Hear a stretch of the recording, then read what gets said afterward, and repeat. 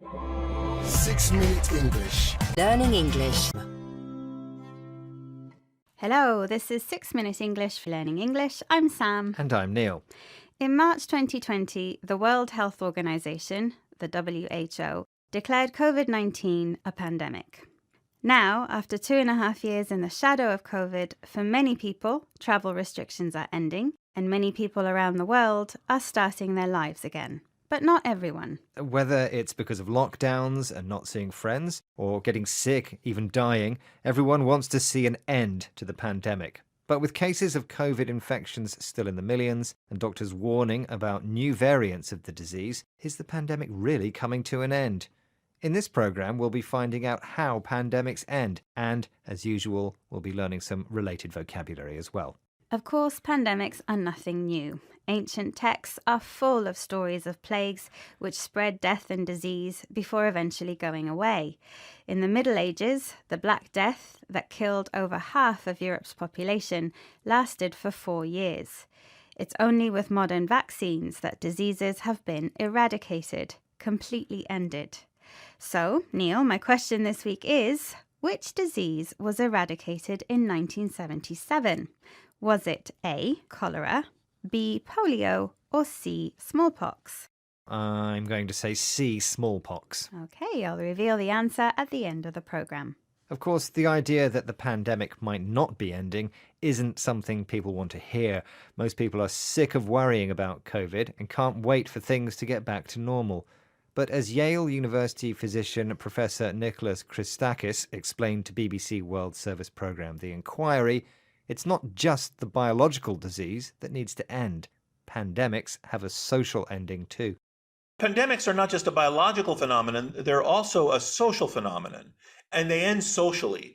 And one of the ways that they end socially is when everyone just sort of agrees that they have ended, when everyone is simply willing to tolerate more risk. In other words, we sort of declare victory, maybe prematurely, or another way of thinking about it is we put our heads in the sand.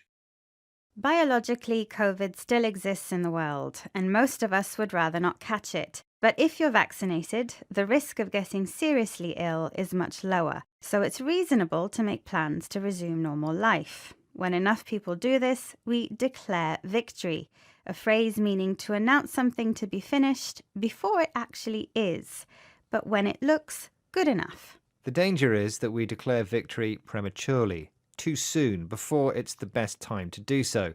Professor Christakis uses another idiom for this, to bury your head in the sand, meaning to deliberately refuse to accept the truth about something you find unpleasant. It's also true that pandemics do not end in the same way for everyone everywhere.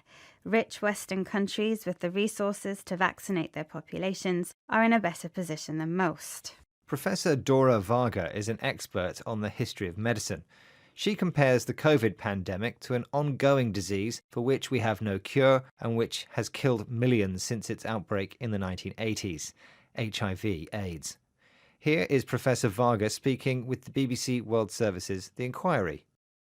What happened with the case of HIV/AIDS is that it became from being an immediate death sentence, basically, to a manageable chronic disease. But that happens in societies that have the means and the infrastructure to make that possible with medication. And that is not necessarily true for all parts of the world.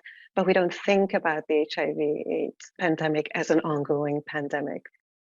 Although HIV has no cure, modern medical drugs allow people to continue living with the disease for years. HIV is no longer a death sentence, a phrase meaning the punishment of death for committing a crime or from an incurable disease. Nowadays, HIV is no longer fatal. It has become a disease which can be controlled and is chronic or long-lasting.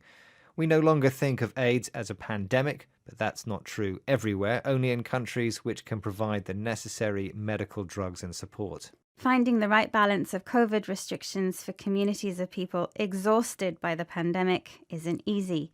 Many scientists are warning that we haven't yet reached the beginning of the end of COVID, but hopefully we're at least reaching the end of the beginning. Let's finish the programme on a hopeful note by remembering that diseases can and do eventually end, like in your quiz question, Sam. Ah, yes, I asked which disease was eradicated in 1977.